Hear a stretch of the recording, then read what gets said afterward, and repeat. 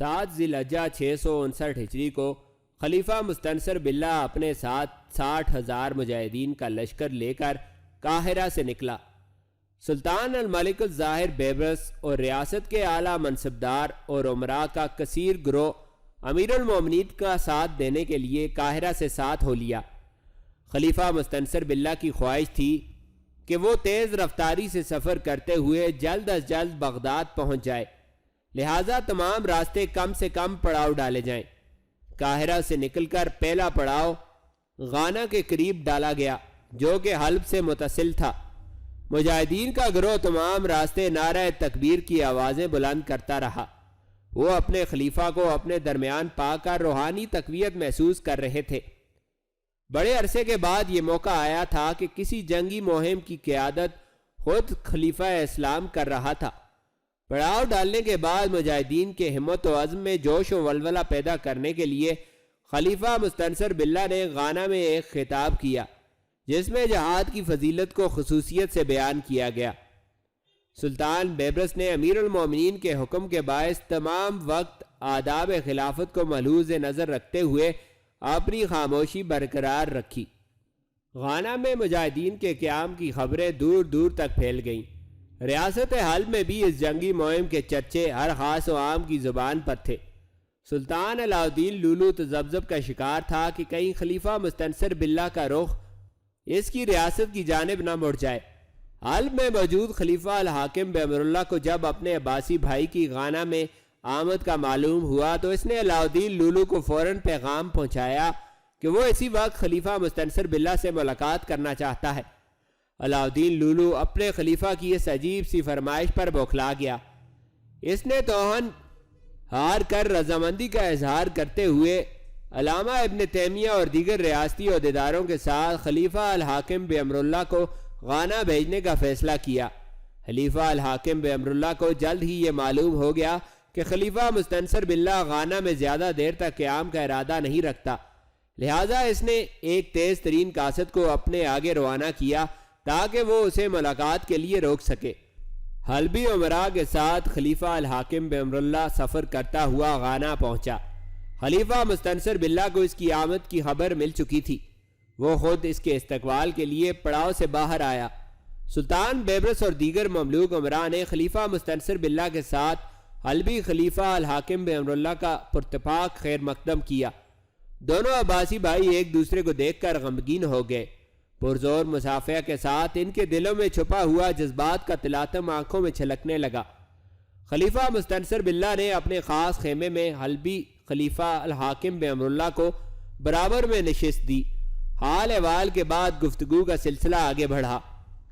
ابو العباس خلیفہ مستنصر باللہ بولا، میں نہیں سمجھتا کہ اب کوئی ایسا موقع ہے کہ ہمیں آپس میں لڑنا چاہیے اور اپنے خاندان کے بچے کچے افراد کو بھی ہلاکت میں ڈال دینا چاہیے۔ ابو القاسم، میں تمہارا مطلب سمجھا نہیں۔ خلیفہ الحاکم بامر اللہ حیرت سے بولا، کیا تم نے عداوت میں پہل نہیں کی کہ تم یہ جانتے ہوئے بھی کہ مجھے ملت اسلامیہ نے متفقہ طور پر خلیفہ منتخب کرتے ہوئے میرے ہاتھ پر بیعت کی ہے، پھر بھی تم نے حلب میں اپنی خلافت کی آواز بلند کی؟ خلیفہ مستنصر باللہ کی آواز میں شکوہ تھا۔ ابو القاسم، اللہ جانتا ہے کہ اس میں میری کوئی خواہش نہیں تھی۔ یہ ابن تیمیہ موجود ہیں، یہ میری جانب سے گواہی دیں گے کہ میں تو آخری دم تک انکار کرتا رہا، مگر حلب کے لوگ اور امراء اصرار کرتے رہے۔ خلیفہ الحاکم بامر اللہ نے صفائی پیش کرنا چاہی، میں تمہاری بات تسلیم کیے لیتا ہوں۔ اگر واقعی تمہاری نیت صاف تھی تو تمہیں میری بیعت کا مشورہ دینا چاہیے تھا۔ کیا ہمارے اجداد میں بھائی خلیفہ کے لیے بیعت نہیں لیا کرتے تھے؟ مجھے اقرار ہے کہ آج میں غلطی پر ہوں۔ خلیفہ الحاکم بامر اللہ کی نگاہیں جھک گئیں۔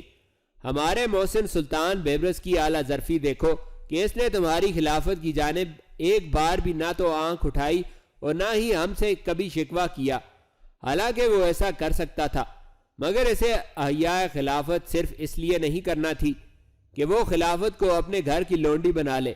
وہ خلقت خداوندی کو اسی مرکز پر دوبارہ متحد کرنا چاہتا ہے جس کا فقدان آج ہماری بربادی کا باعث بنا ہے۔ وہ تو ایک غلام زادہ ہے اور اتنا کچھ سوچ لیتا ہے۔ کیا تمہاری نگاہوں میں اپنے نسب کی اتنی بھی وقت باقی نہیں رہی ہے؟ خلیفہ مستنصر باللہ کاٹدار لہجے میں بولتا گیا۔ خلیفہ الحاکم بامر اللہ نگاہیں نیچی کیے بیٹھا رہا۔ اس کے کانوں میں خلیفہ مستنصر باللہ کی تیز آواز گونج رہی تھی۔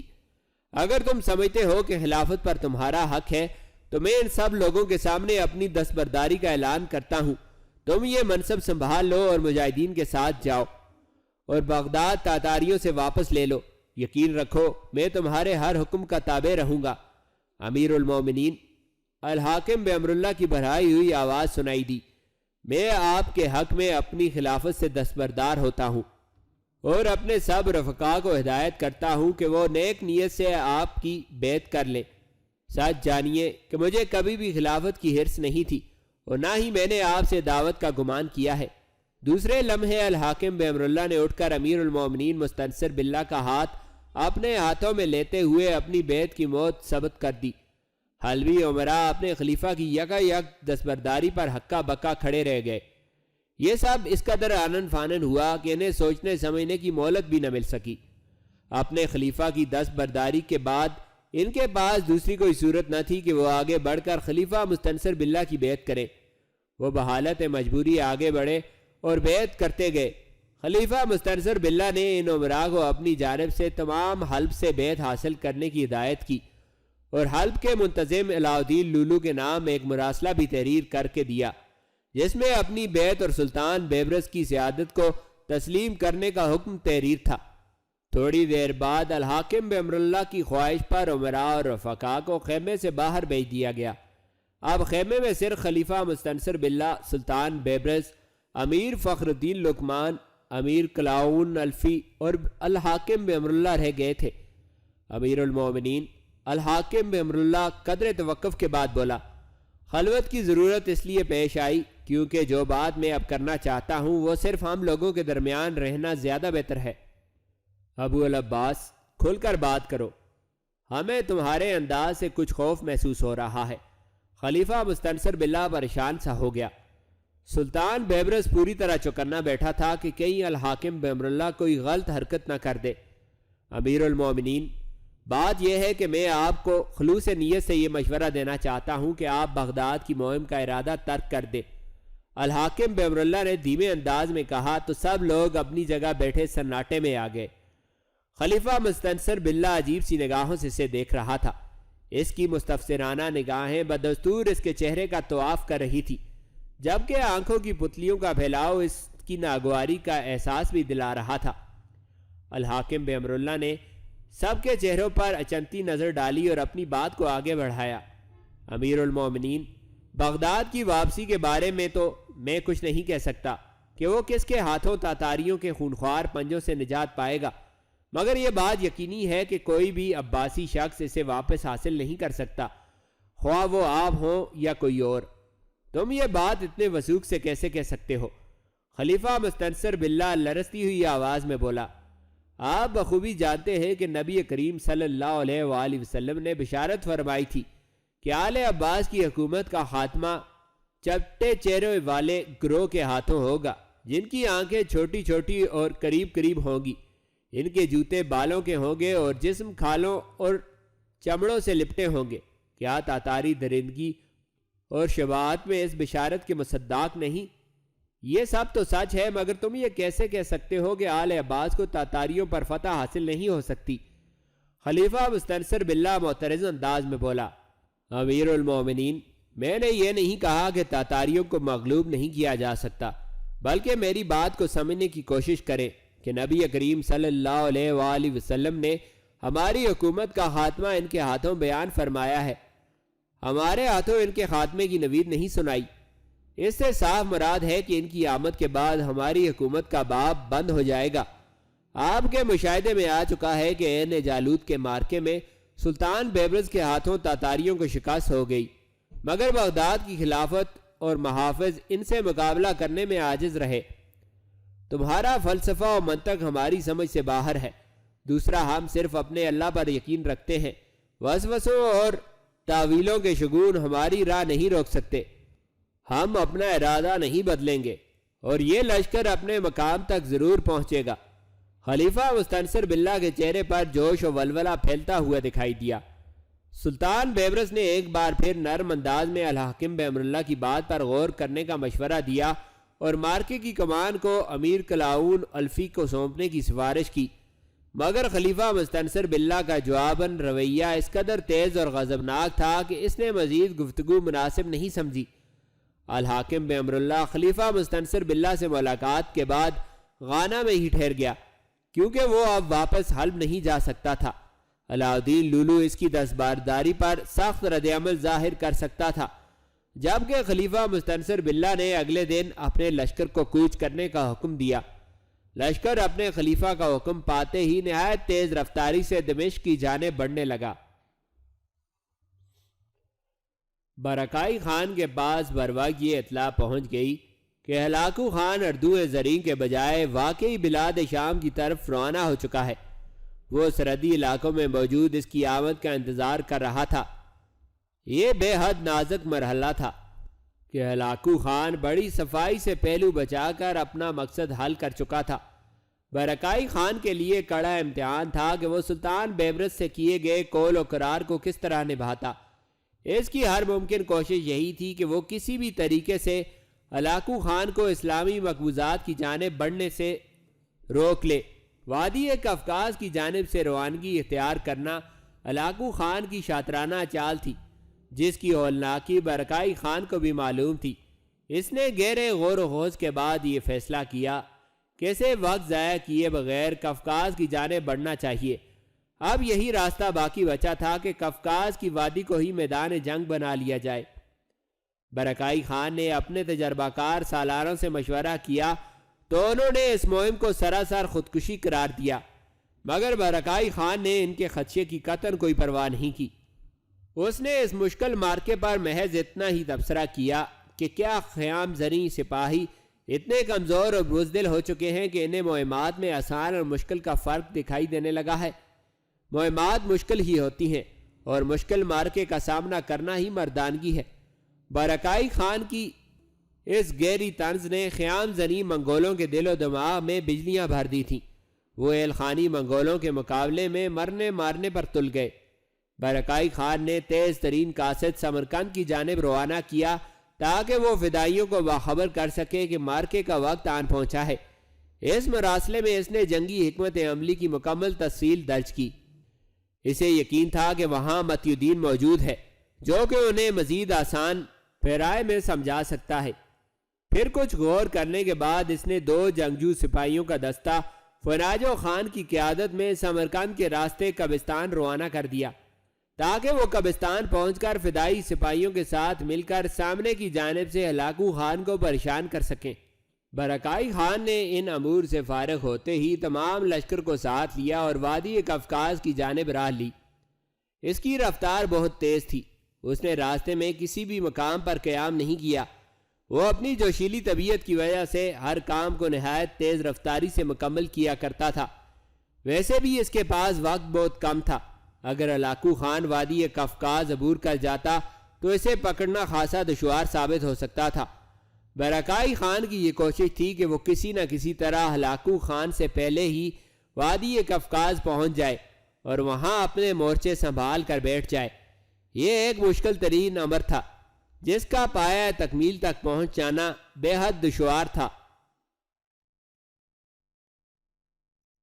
سخت سردی کے موسم میں سمرقند سے ایک قاصد تیز رفتاری سے سفر کرتا ہوا قلعہ الموت پہنچا۔ اس نے محافظوں کو یہ بتایا کہ اس کے پاس متی الدین کے نام میں خاص پیغام ہے۔ محافظوں نے یہ اطلاع شیخ کبیر الدین کو فوراً پہنچا دی۔ شیخ کبیر الدین نے اسے متی الدین کے پاس فوراً پہنچانے کا حکم دیا۔ وہ شخص 2 گھنٹے تک متی الدین کے کمرے میں موجود رہا اور پھر رخصت ہو گیا۔ متی الدین نے اس کی رخصت کے بعد ایک غلام کو کہا کہ وہ اپنے رئیس تک پیغام پہنچائے کہ مہمان اس سے فوری ملاقات کرنا چاہتا ہے۔ شیخ کبیر الدین پہلے سے ہی منتظر بیٹھا تھا۔ اس نے فوراً اسے اپنے پاس بلوا لیا۔ متی الدین نے کچھ دیر کے بعد اپنی بات کا آغاز کیا اور اسے اطلاع دی کہ برکائی خان نے یہ پیغام بھیجا ہے کہ ہلاکو خان وادی قفقاز کی جانب بڑھ رہا ہے، لہٰذا آپ لوگوں کو پوری تیاری کے ساتھ درے کے سامنے والے حصے کو اپنے قبضے میں لینا ہوگا۔ حیرت کی بات ہے اتنے خراب موسم میں وادی قفقاز کی جانب ہلاکو خان کے لشکر کی آمد کیسے ممکن ہے؟ ایسے موسم میں تو منگول اپنے علاقوں سے کبھی باہر نہیں نکلتے۔ شیخ الرئیس: میری بات کی صداقت کی تحقیق آپ خود بھی کروا سکتے ہیں، بے شمار ذرائع آپ کے پاس موجود ہیں۔ متی الدین نے کہا۔ تم تو برا مان گئے۔ شیخ کبیر الدین ہنسنے لگا۔ میرا کہنے کا مقصد یہ نہیں تھا کہ یہ خبر جھوٹی ہے، بلکہ مجھے اس امر پر حیرت ہے کہ ایسے موسم میں علاقو خان کو کیا ضرورت پیش آئی ہے کہ وہ لشکر کشی کے لیے اٹھ کھڑا ہو۔ اگر آپ کی جانب سے آمادگی دکھائی دے گی تو میں اپنی بات کو آگے بڑھا سکوں گا۔ اگر ہماری آمادگی شامل نہ ہوتی تو تم الموت میں بطور مہمان نہیں رہ سکتے تھے۔ شیخ کبیر الدین کے ماتھے پر بل پڑ گئے۔ متی الدین نے ایک مراسلہ اس کی جانب بڑھا دیا جو کہ برکائی خان کی جانب سے فدائیوں کے رئیس کے نام تھا۔ اس میں علاقو خان کی بلاد شام کی جانب روانگی کی تفصیل موجود تھی اور ساتھ ہی وہ حکمت عملی بھی درج تھی جس کے تحت فدائیوں کو اپنا فرض نبھاتے ہوئے حلیف ہونے کا حق ادا کرنا تھا۔ شیخ کبیر الدین نے کئی بار اس خط کو پڑھا۔ مارکے کی حکمت عملی اس کے لیے قابل قبول تھی۔ اس نے اپنی رضامندی کا اظہار کرتے ہوئے کہا، ہم مقررہ وقت پر وادی قفقاز میں پہنچ جائیں گے، مگر اس مارکے کا انجام مجھے کچھ سود مند دکھائی نہیں دیتا۔ کچھ ضروری امور پر شیخ کبیر الدین نے متی الدین سے گفتگو جاری رکھی۔ جب بات مکمل ہو گئی تو متی الدین نے 3 آتش بازیاں فضا میں چھوڑنے کی یکا یک فرمائش کر ڈالی۔ کافی ذہین ہو۔ شیخ کبیر الدین اس کی فرمائش پر بے اختیار بولا، تم نے قاصد کو پہلے ہی روانہ کر دیا کہ اس کا وقت بچ جائے اور اب تمہارا جواب آتش بازی کی صورت میں اس تک پہنچ جائے۔ متی الدین اس کی بات پر محض مسکرا دیا۔ شیخ کبیر الدین نے فوری طور پر اپنی سپاہ کو تیار ہونے کا حکم دیا۔ اس کے پاس اپنی منزل تک پہنچنے کے لیے صرف نصف دن باقی تھا۔ وادی قفقاز یوں تو زیادہ دور نہیں تھی، مگر موسم کی خرابی کے باعث انہیں وہاں پہنچنے میں دیر بھی ہو سکتی تھی۔ دمشق پہنچتے ہی خلیفہ مستنصر باللہ نے سلطان بیبرس کو یہ حکم سنا دیا کہ وہ اپنے مملوک رفقا کے ساتھ اب وہیں قیام کرے گا۔ مجاہدین کا لشکر اب صرف خلیفہ کی قیادت میں ہی بغداد کی جانب روانہ ہوگا۔ سلطان بیبرس کا خیال تھا کہ دمشق پہنچنے کے بعد ممکن ہے کہ امیر المومنین کا خیال بدل جائے، مگر اس کی ضد برقرار دیکھ کر اس نے الجھنا مناسب نہیں سمجھا۔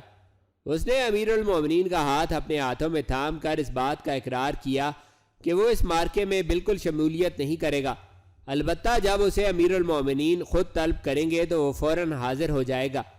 ایک دن کے مختصر قیام کے بعد خلیفہ مستنصر باللہ 60,000 سے زائد مجاہدین کی جماعت لے کر بغداد کی جانب روانہ ہو گیا۔ سلطان بیبرس خلیفہ مستنصر باللہ کو دمشق کے باہر تک چھوڑنے کے لیے ساتھ آیا۔ خلیفہ اسلامی سرکردگی پا کر اسلامی لشکر میں بلاد شام سے ہزاروں کی تعداد میں تاتاریوں کے خلاف جہاد کے لیے رضاکار مجاہدین شامل ہوتے رہے۔ سلطان بیبرس خلیفہ مستنصر باللہ کے رویے سے نہایت آزردہ خاطر تھا، پھر بھی اس نے اس کی فتح و نصرت کے لیے دعا کی۔ خلیفہ مستنصر باللہ اپنے گرد اتنا بڑا لشکر دیکھ کر پھولے نہیں سما رہا تھا۔ اسے اپنی آنکھوں پر یقین نہیں آ رہا تھا کہ اللہ تعالیٰ نے اس کی مدد کے لیے اتنی کثیر تعداد میں خلقت کو ساتھ کر دیا۔ وہ عالم تصور میں بغداد کی نئی تعمیر اور پررونق بازاروں کو محسوس کر کے زیر لب مسکراتا رہا۔ سلطان بیبرس نے خلیفہ مستنصر باللہ کی حفاظت کے لیے کچھ خفیہ مملوک سپاہی بھی ساتھ روانہ کیے تھے، جن کی یہ ذمہ داری تھی کہ وہ نازک ترین حالات میں خلیفہ کو نقصان نہ پہنچنے دے۔ اس کے علاوہ سلطان بیبرس نے خلیفہ کے لشکر کی مدد کے لیے امیر کلاؤن الفی کی زیر قیادت ایک تجربہ کار اور مہارت یافتہ مملوک دستہ بھی تیار کیا۔ سلطان بیبرس نے مخبروں کو کڑی ہدایات کی کہ وہ ایک ایک پل کی خبر دیں۔ سلطان بیبرس کے پرخلوص جذبے کا اظہار اور اطاعت کی یہ مثال تاریخ میں ایک مثال ہے۔ خلیفہ مستنصر باللہ کا لشکر اوسط رفتار سے بغداد کی جانب بڑھ رہا تھا۔ کسی جانب سے کسی خاص تبدیلی یا خطرے کی کوئی خبر نہیں آئی، جس پر سلطان بیبرس خاصی حد تک مطمئن ہو گیا۔ البتہ اسے تاتاریوں کی جانب سے اس قدر خاموشی پر حیرت بھی تھی کہ انہوں نے ابھی تک کوئی خاص پیش قدمی کیوں نہیں کی۔ دمشق میں قیام کیے ہوئے سلطان بیبرس کا 7واں دن تھا کہ اسے کسی وفد کی آمد کے بارے میں آگاہ کیا گیا۔ سلطان بیبرس نے اس ملاقاتی وفد کو اپنے شاہی کمرے میں ہی طلب کر لیا۔ سلطان بیبرس کے ہمراہ اس وقت اس کا معتمد خاص امیر فخر الدین لقمان بھی موجود تھا۔ آنے والا وفد 5 افراد پر مشتمل تھا۔ وہ سب لوگ ادھیڑ عمر دکھائی دیتے تھے۔ انہوں نے روایتی عمراء کا لباس زیب تن کیا ہوا تھا۔ سلطان بیبرس نے انہیں بیٹھنے کا اشارہ کیا۔ وہ سب مودب انداز میں سلام کرتے ہوئے سلطان کے سامنے نشستوں پر بیٹھ گئے۔ نوارد وفد کی خاموشی کو دیکھتے ہوئے سلطان بیبرس مسکرا دیا۔ وہ لوگ اجازت کے لیے طلبگار نگاہوں سے سلطان بیبرس کی جانب دیکھ رہے تھے۔ سلطان بیبرس نے انہیں بات کرنے کا اشارہ کیا۔ سلطان محترم، ان میں سے ایک خوش وضع اور ادھیڑ عمر شخص بولا، میرا نام غیاث الدین ہے اور میرا تعلق ریاست حلب سے ہے۔ میں ایک خاص خبر کے ساتھ آپ کی خدمت میں حاضر ہوا ہوں۔ سلطان بیبرس نے اس کے منہ سے حلب کا تذکرہ سن کر ناگواری کا اظہار کیا۔ ان نازک حالات میں وہ امیر حلب علاؤدین لولو کی سازشوں میں نہیں پڑنا چاہتا تھا۔ دیکھو، مجھے صرف وہی بات بتانا جس میں کوئی صداقت ہو۔ میں بیکار کی باتوں میں اپنا وقت ضائع نہیں کرنا چاہتا۔ سلطان بیبرس کا لہجہ کسی قدر سخت ہو گیا۔ سلطان محترم، ہمارا شمار ایسے عمراء میں ہوتا ہے جنہیں نہ تو دولت و حشمت کی کوئی ہوس ہے اور نہ ہی سلطانوں کے سامنے اپنی حیثیت مستحکم بنانے کی خواہش۔ ہم لوگ صرف اس مقصد کے لیے یہاں آئے ہیں کہ لوگوں نے آپ پر جس یقین و اعتماد کا اظہار کیا ہے، اسے چند مفسد اور شریر لوگوں کی خفیہ ریشہ دوانیوں سے بچایا جا سکے۔ غیاث الدین مؤدب انداز میں کسی قدر لفظ چباتے ہوئے بولا۔ اس کے چہرے پر کسی قسم کا خوف یا پریشانی دکھائی نہیں دی۔ سلطان بیبرس نے تیز نگاہوں سے اس کے سراپے کا جائزہ لیا۔ غیاث الدین کے چہرے پر پھیلی ہوئی سچائی کی جھلک نے سلطان کے دل میں نرمی کا گوشہ پیدا کر دیا تھا۔ تم اطمینان سے اپنی بات مکمل کرو، ہم سن رہے ہیں۔ سلطان محترم، ہمیں کچھ قریبی خاص احباب کی بدولت یہ معلوم ہوا ہے کہ امیر حلب علاؤدین لولو نے بلاد مصر کی حکومت کو نیچا دکھانے کے لیے پہلے الحاکم بامر اللہ کو خلیفہ نامزد کیا اور اس سے یہ اعلان کرانے کی کوشش کی کہ وہ بلاد مصر کی حکومت کو ناجائز قرار دیتے ہوئے لشکر کشی کا حکم جاری کرے، مگر اس نے ایسے مذموم فعل کی مذمت کرتے ہوئے علاؤدین لولو کا مطالبہ رد کر دیا۔ اپنی اس ناکامی کے بعد علاؤدین لولو اور اس کے رفقا نے یہ منصوبہ سازی کی کہ امیر المومنین مستنصر باللہ کے دل میں بغداد کی تڑپ اس قدر بھڑکا دی جائے کہ وہ تاتاریوں کے مقابلے میں اٹھ کھڑے ہوں، اور اپنے اس منصوبے میں وہ پوری طرح کامیاب ہو گئے۔ اب جب کہ خلیفہ الحاکم بامر اللہ نے اپنی خلافت سے دستبرداری کا اعلان کر دیا ہے اور ان کے پاس شرعی نیابت کا سہارا بھی ختم ہو چکا ہے، تو وہ غصے سے دیوانے ہو چکے ہیں اور یہ مذموم منصوبہ بنا رہے ہیں کہ سلطان بیبرس تو قاہرہ سے بے حد دور دمشق میں بیٹھا ہوا ہے، لہٰذا اس نادر موقع کا فائدہ اٹھا کر قاہرہ پر دعویٰ بول دیا جائے۔ کچھ ذرائع سے یہ اطلاع بھی ملی ہے کہ انہوں نے تاتاریوں کو خلیفہ مستنصر باللہ کی روانگی کی خبر بھی روانہ کر دی ہے۔ خفیہ مراسلت میں تاتاریوں کو یہ پیغام دیا گیا ہے کہ وہ خلیفہ کو شکست دے کر قید کر لیں، اگر سلطان بیبرس اس کے عقب میں پہنچے تو اسے بھی گرفتار کر کے بلا تاخیر موت کے گھاٹ اتار دیا جائے۔ اگر تاتاری ایسا کرنے میں کامیاب ہو گئے تو وہ انہیں خود بلاد مصر میں دعوت دیں گے اور اپنے ہاتھوں عنان اقتدار سونپیں گے۔ یہ خبر بھی سنی گئی ہے کہ مشہور صلیبی سردار اور سابق شاہ یروشلم فیڈرک بھی اس منصوبہ بندی میں شامل ہے۔ معزز عمراء، امیر فخر الدین لقمان خاموش نہ بیٹھ سکا۔ آپ لوگوں کو شاید ان باتوں کی شدت کا اندازہ نہیں ہے جو آپ بلا دڑک کیے جا رہے ہیں۔ مجھے تو ایسا معلوم ہوتا ہے کہ آپ لوگ علاؤدین سے کسی ذاتی عناد کا بدلہ لینا چاہتے ہیں اور یہاں صرف سلطان محترم کو بھڑکانے کی نیت سے آئے ہیں۔ معزز امیر، غیاث الدین کا چہرہ احساس ذلت سے لال بھبوکا ہو رہا تھا۔ میں یہ نہیں جانتا کہ آپ کا دربار سلطانی میں کیا منصب ہے، مگر ہمارے جذبات کی تذلیل کرنے سے پہلے آپ کو یہ سوچ لینا چاہیے تھا۔ اگر ہمیں علاؤدین لولو سے کسی قسم کا عناد ہوتا تو ہم یہاں مدد کے لیے کبھی نہ آتے، بلکہ ہمارے گرد نصرانیوں کی بڑی تعداد موجود ہے، ان سے رابطہ کر کے اپنی دشمنی بآسانی نکالی جا سکتی تھی۔ امیر فخر الدین لقمان نے مزید کچھ کہنے کی کوشش کی، مگر سلطان بیبرس نے اسے روک دیا۔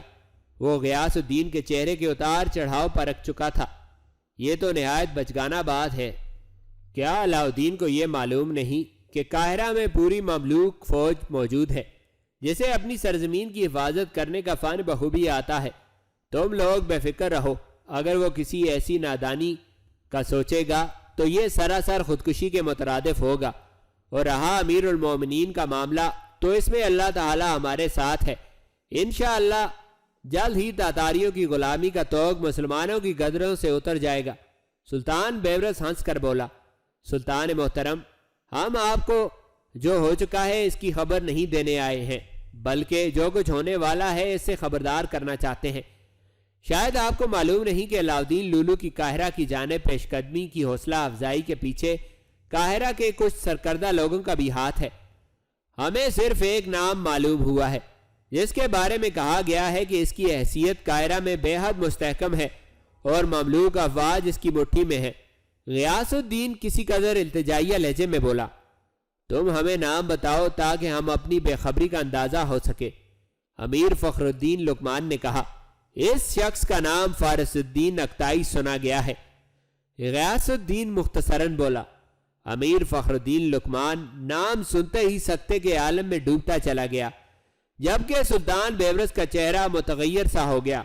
فارس الدین اکتائی واقعی معمولی حیثیت کا مالک نہیں تھا، حقیقتاً مملوک افواج اس کی بات رد کرنے کی مجال نہیں رکھتی تھی۔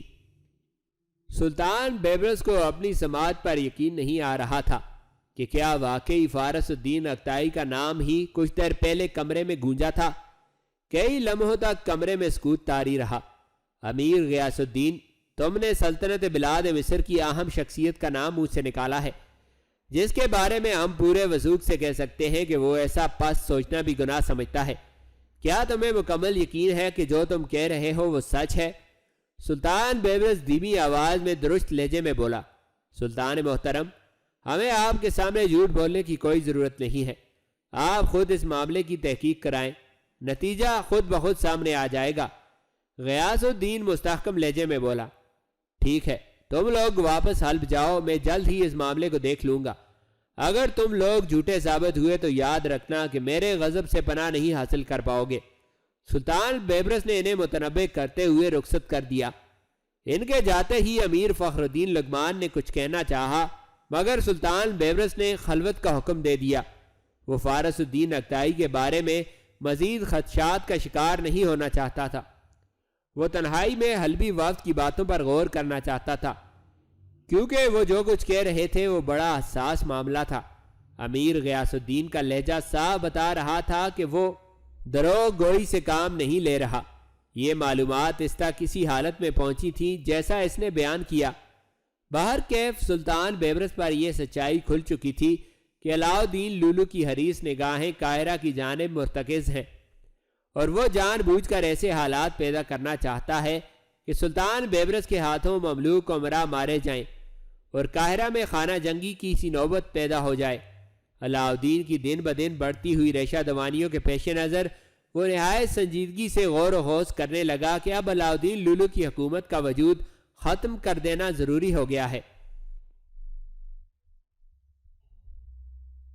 وادی قفقاز سلسلہ کراکرم کے بائیں کنارے پر چھوٹے چھوٹے دروں پر مشتمل ایک اہم ترین مقام تھا جو ترکستان اور سلطنت منگولیانہ کو بلاد اسلامیہ کے درمیان رابطے کا کام دیتا تھا۔ اس وادی میں اہم ترین مگر پرخطر درے موجود تھے، جن میں سے قافلے اور لشکر گزر کر بالائی راستوں سے دوسری ریاستوں میں آ جا سکتے تھے۔ کچھ صدیاں پیشتر انہی راستوں کے ذریعے قتیبہ بن مسلم اور افشین بہادر نے ترکستان کے مختلف علاقوں کی فتوحات کی تھی۔ چنگیز خان بھی انہی راہوں سے سلطنت خوارزم میں داخل ہوا تھا۔ ویسے تو آسان ترین راستے سمرقند اور بخارا میں بھی موجود تھے، مگر مراغہ کی جانب عجم اور قسطنطنیہ کی جانب سے جانے کے لیے وادی قفقاز سے گزرنا پڑتا تھا۔ چنگیز خان کے بعد ان راستوں پر حسن بن صبا کے پیروکاروں نے قبضہ کر لیا تھا، اور ان کی لوٹ مار اور غارت گری نے بیشتر مسلمان قافلوں پر عتاب ڈھایا۔ اس وادی سے اوپر دشوار پہاڑی سلسلوں میں کئی مضبوط قلعے قائم کیے گئے، جن میں الموت نامی قلعہ سب سے زیادہ مشہور ہوا۔ اس پہاڑی سلسلے کو قبرستان کا نام دیا گیا تھا۔ وادی قفقاز کے ذریعے ہی سلطنت روسیہ تک رسائی حاصل کی جاتی تھی، جو کہ ان دنوں چغتائی منگولوں کے قبضے میں آ چکی تھی۔ یہ علاقے بے حد سرد ہونے کے باعث مسلمانوں کے لیے کشش نہیں رکھتے تھے۔ یہی وجہ تھی کہ ان کی فتوحات کی جانب کچھ زیادہ سرگرمی بھی نہیں دکھائی دی۔ منگولوں کے اتحاد نے ان علاقوں کی اہمیت سے مسلمانوں کو آشنا کر دیا تھا۔ تمام مغلوب اور حلیف سلطان اپنی ریاست کے تحفظ کے لیے انہی علاقوں میں سے گزر کر مراغہ جاتے رہے اور اپنے تحفظ کی یقین دہانی حاصل کرتے رہے۔ وقت گزرنے پر وادی قفقاز تجارتی قافلوں کی اہم ترین گزرگاہ بن گئی تھی۔ اس اہمیت کا فائدہ سب سے زیادہ فدائی گروہ کو ہوا۔ انہوں نے اپنی لوٹ مار میں بے پناہ اضافہ کر دیا اور قافلوں کے قافلے موت کی نیند سلا دیے گئے۔ 1262 عیسوی میں جاڑے کے موسم میں ہلاکو خان کا وسیع و عریض لشکر مراغہ سے سفر کرتا ہوا وادی قفقاز میں داخل ہوا۔ وہ نہایت خاموشی سے ان دروں کو عبور کر کے بلاد اسلامیہ میں داخل ہونا چاہتا تھا۔ ہلاکو خان نے چند لمحے ٹھہر کر وادی کا جائزہ لیا۔ کچھ تجربہ کار سپاہیوں کو اطراف میں پھیلا کر ارد گرد کا جائزہ بھی لیا گیا کہ کہیں کوئی خطرے والی بات تو نہیں۔ ہر سو اطمینان پانے کے بعد ہلاکو خان نے اپنے لشکر کو حکم دیا کہ وہ پوری طرح چوکس رہتے ہوئے دروں کے دوسری طرف اتر جائے۔ لشکر مناسب رفتار سے دروں کی جانب بڑھنے لگا۔ جو ہی دروں کے کافی قریب پہنچا تو انہیں اپنے اطراف اور سامنے سے نعرہ تکبیر کی آوازیں سنائی دیں۔ وہ اس اچانک گونج سے کسی قدر پریشان دکھائی دیے۔ ہلاکو خان سمجھ گیا کہ برکائی خان ان کے قریب پہنچ گیا ہے۔ کچھ ہی دیر میں زرد لباسوں میں ملبوس اردو زریں کے لشکر دروں کے نیچے سے نمودار ہوئے اور ایلخانی لشکر سے الجھ گئے۔ ایلخانی لشکر ایسے مقام پر پہنچ چکا تھا کہ انہیں ناگہانی حملے کا بھرپور انداز میں جواب دینا مشکل ہو گیا۔ ہلاکو خان نے تیزی سے اپنے سالاروں کو حکم دیا کہ وہ آگے بڑھنے کے بجائے پسپائی اختیار کرتے ہوئے وادی کے میدانی حصے میں صفیں سیدھی کر لیں تاکہ برکائی خان کو منہ توڑ جواب دیا جا سکے۔ خیام زری منگولوں کا حملہ چونکہ 3 اطراف سے ہوا تھا، اس لیے ایلخانی لشکر کو سنبھلنے کا مناسب موقع نہیں ملا۔ اسی اثناء میں انہیں عقب سے بھی جوشیلی آوازیں سنائی دیں۔ ہلاکو خان کا لشکر اتنا مختصر نہیں تھا کہ انہیں گھیر کر ختم کر دیا جا سکتا۔ تلواروں اور نیزوں کی جھنکار اور گھوڑوں اور انسانوں کی چیخ و پکار نے وادی کے سکوت کو برباد کر ڈالا۔ چنگیز خان کے معاہدہ اتحاد کی دھجیاں اڑنے لگیں۔ منگول سپاہی آپس میں برسرے پیکار ہو کر ایک دوسرے کے خون کی ندیاں بہاتے دکھائی دے رہے تھے۔ دونوں جانب سے ہزاروں کی تعداد میں لوگ مارے گئے۔ تمام دن لڑائی جاری رہی مگر کوئی نتیجہ نہیں برآمد ہو سکا۔ ہلاکو خان کی سب تدبیریں برکائی خان کے لشکر کے سامنے بیکار ثابت ہوئیں۔ ہلاکو خان تمام وقت اسی کوشش میں مصروف رہا کہ وہ کسی طرح دروں تک رسائی حاصل کر لے، مگر یہ ممکن نہیں ہو سکا۔ بالآخر اس نے جنگ کے خاتمے کا اعلان کرتے ہوئے واپسی کا حکم دے دیا۔ اگر وہ فوری طور پر یہ قدم نہ اٹھاتا تو ممکن تھا کہ کئی دن کی طویل جنگ کے بعد وہ یقیناً شکست کھا جاتا، کیونکہ وادی قفقاز کے معقول اور اہم ترین حصے خیام زری لشکر کے قبضے میں تھے۔ منگولوں کے درمیان یہ پہلا مارکہ بغیر کسی فیصلے کے اختتام پذیر ہو گیا۔ ہلاکو خان اپنے لشکر کو وادی قفقاز سے دور لے جانے میں کامیاب ہو گیا۔ برکائی خان نے ایلخانی لشکر کی پسپائی پر ان کے تعاقب کی بھی کوشش نہیں کی۔ وہ اپنے مقصد میں کامیاب ہو چکا تھا اور اس کا سلطان بیبرس سے کیا ہوا وعدہ بھی پورا ہو چکا تھا۔ ہلاکو خان غیظ و غضب کی حالت میں واپس مراغہ لوٹ آیا۔ یہ اس کی پہلی شکست تھی۔ اپنے چچا زاد بھائی برکائی خان کے ہاتھوں اسے جو سبکی اٹھانا پڑی، اس نے اس کا چین و سکون غارت کر ڈالا۔ اسی دوران ہلاکو خان پر یہ حقیقت بھی منکشف ہو گئی کہ برکائی خان کے فدائیوں کے ساتھ بھی گہرے رابطے موجود ہیں اور دروں پر سامنے کی جانب سے حملہ آور ہونے والے افراد در حقیقت فدائی تھے۔ فدائی گروہ کی جرت نے اس کے تن بدن میں آگ لگا دی۔ اس نے قبرستان کی جانب کئی لشکروں کو یکے بعد دیگرے روانہ کیا تاکہ سب سے پہلے فدائیوں کی مکمل سرکوبی کرتے ہوئے برکائی خان کے ایک مضبوط حلیف کو مٹا دیا جائے اور انہیں سلطنت منگولیانہ کے خلاف سر اٹھانے کی عبرتناک سزا دی جائے۔ وہ اب برکائی خان کے بارے میں بھی سنجیدگی سے غور و خوض کرتا رہا۔ وادی قفقاز کے جنگی مارکے نے ہلاکو خان پر واضح کر دیا کہ برقائی خان سے نپٹے بغیر وہ بلاد شام و مصر کی جانب نہیں بڑھ سکتا، لیکن یہ حقیقت اپنی جگہ مسلم تھی کہ ان دونوں حکومتوں کے رقبے اس قدر وسیع و عریض تھے کہ ہر ایک کے لیے دوسرے کو زیر کرنا قریب ناممکن تھا۔ تاہم وادی قفقاز کا نامکمل مارکہ اس امر کا کھلا فیصلہ کر چکا تھا کہ ہلاکو خان بیرہ خرزر کے مشرق اور مغرب میں دونوں طرف سے محصور ہو چکا تھا۔ مارکہ قفقاز کی دھوم بہت جلد سمرقند اور بخارا تک جا پہنچی۔ وہاں سلطنت خوارزم کے سابق راسخ العقیدہ اور جنگجو مجاہدوں کے حوصلے ایک بار پھر سے جوان ہو گئے اور انہوں نے یکجا ہو کر برقائی خان کی حمایت کا اعلان کر دیا اور اپنی تیز ترین جھڑپوں سے ہلاکو خان کی پریشانیوں میں مزید اضافہ کر دیا۔ ہلاکو خان دن بدن اپنے مخالفین کی تعداد میں اضافے پر پریشان ہو کر رہ گیا۔